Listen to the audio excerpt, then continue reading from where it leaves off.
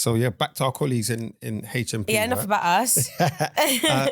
What Shannon said about this is, she says that it's going to be really difficult because she's potentially got rottles, right? And going on a rottle, she's not sure that if she's in her mind, it's like, okay, I'm going to go on rottle, but I don't know if I'm going to want to come back. I don't know what that feeling's going to be like when it's time to hand yourself back. You won't want to go back. So I feel you. Well, you say that, but sometimes you do. Sometimes you're like, this is overwhelming being out here. Like you said, the reality kind of hits you differently, and coming back out to life out here, 100%. Is everyone's affected differently. So there's times I wanted to go back after rottle, like, okay, I've done 4 days, 5th day, woof, I'm back. It's too busy, isn't it? It's a lot. It's a lot. But that gets easier with time. So she also spoke about, I think there was a conversation about losing your loved ones whilst you're away. And, her granddad's ill at the minute. I can't visit her. So that's something that is a bit troubling on the mind. You don't know the outcome of whether, how he's going to be, how it's going to turn out. And we were talking about how people lose their loved ones on the inside. And that's another thing that is a reality that people have to deal with. And dealing with that unknown and that uncertainty is a really big challenge, especially when you're away from your people in prison. So having people on the wing that she can really speak to and take comfort from really makes that much better and easier for her to handle.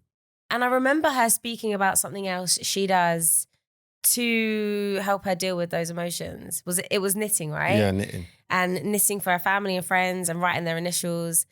And I just think, it's brilliant because sometimes you go to, it's not brilliant to go to prison, but you discover things that you never normally would do. Like I even gave that a go, but. What, knitting, yeah? Yeah. Okay. And I remember this lady really, really helping me actually. She was showing me all this stuff that she used to make. And I was like, yeah, I'm doing that. Did you? Boredom, Yeah, I did it. I can't remember how far I got with it. And then I think I wanted just somebody else to knit me a throw over for my bed. I think I gave up.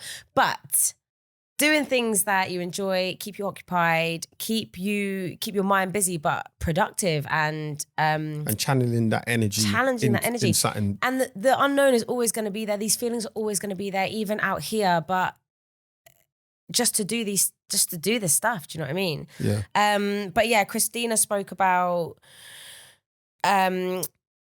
she didn't want to go back to her old life, so that's kind of a fear. How are you gonna? Well, you had to do the same, right? Yeah. She was talking about getting a job, something she'd never done before. Yeah. So Leanne spoke about that she was getting sentenced soon, but doesn't know if she will be able to go home. That fear of uncertainty of where she's going to be, if she's going to be close to her family soon.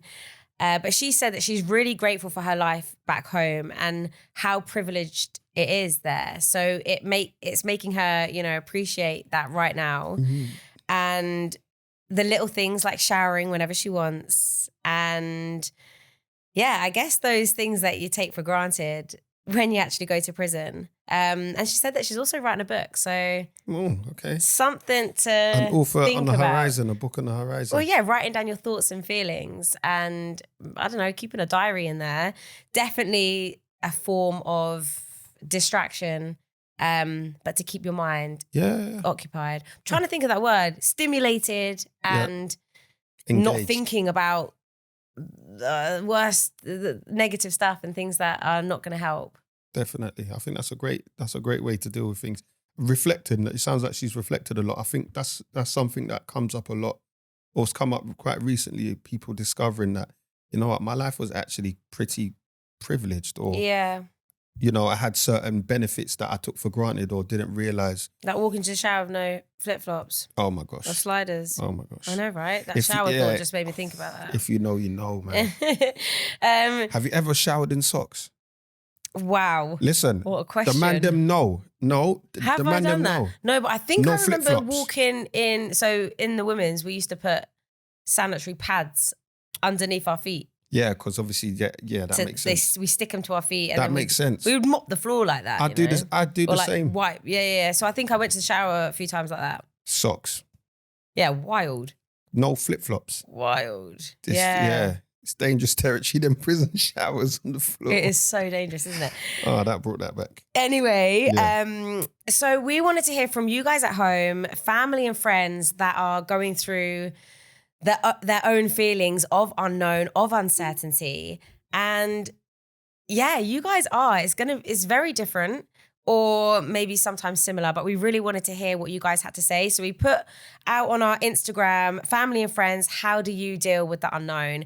And we had a lot of responses on this one and some really inspiring and emotional feelings that came through and thoughts. And first of all, just thank you so much for sharing all of that. Every time. And also, we're going to read out just a few. So, Laura, you said, I have to remind myself I can't control everything and that I've done all I can. Can't control everything. It's facts. Can't. You can only do your bit. You do your bit on what you can do and leave the rest. And also, sometimes I feel like for family and friends out here, and I heard this from my family, like they should have done more. They wanted to do more. Like my mum says, I should have done this, and it's like, oh, like you did all you can. Precisely. There was nothing else you could have done. There's nothing else I could have done. Yeah, for those listening on the inside as well, you got to remind your people of that as well. That they've done their best and they've done what they can do to put their minds at ease. Exactly. Yeah. But I think it's just for people out here knowing there is only so much you can do. Yeah. And you've done amazing and you're doing amazing. Yeah.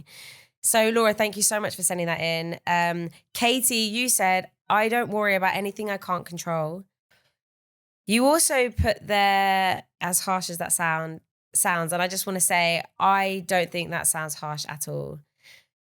Because, yeah, it's true. Yeah. If you can't control it, like, why are you going to worry about it? I think it's a great way of dealing with that.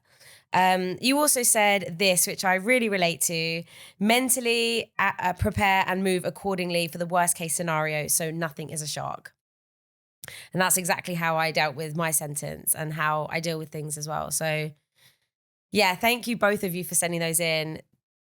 It was really moving to read everybody's responses to this question. Let's share a couple more. I got a couple more I want to share. Jules, this one came in from someone who doesn't want to be known, so anonymous, who says, you deal with it together. If this is someone you see yourself with, you talk about everything together. I love that. Likewise. That's like, when we're talking about the relationships inside prison. Yeah. Like they either work or they don't, and communication is so important. Massive factor. Yeah. Yeah, definitely. Speaking about things, being honest. Being open, And it either brings you closer or you find out it doesn't work, but that communication is so important. That's right. And you deal with it together. So either together we're going to do it or together we're not going to do it. Yeah. But we'll come to that decision together. Yeah. Which is good. And this one comes in from Paige, who said, you follow the mindset of it is what it is until you know. It is what it is. It is what it is. Until you know. And that's the only thing that has kept her going. Yeah. So, yeah, it is what it is, for real. It actually is. It's a bit like, yeah, okay, cool. Until you know. Until you know.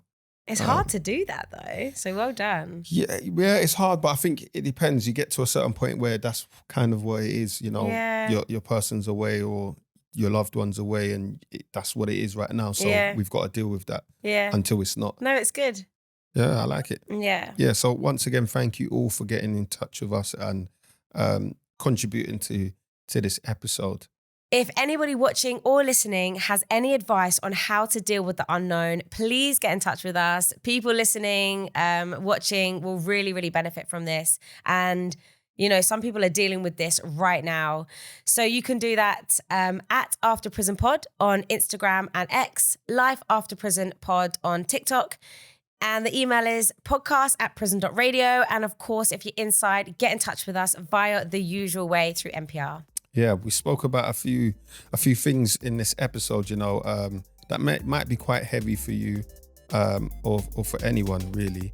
So I wanted to highlight a mental health charity that can support you, and that's mind.org.uk. They're a nationwide charity that offer mental health resources, advice and support. And if you need support in other areas, we've got many more organisations in our show notes, so check them out. Hopefully they can support you. And if you're listening on the inside, you can speak to a listener on your wing. Thank you for listening. Join us next time on Life After Prison. Take care.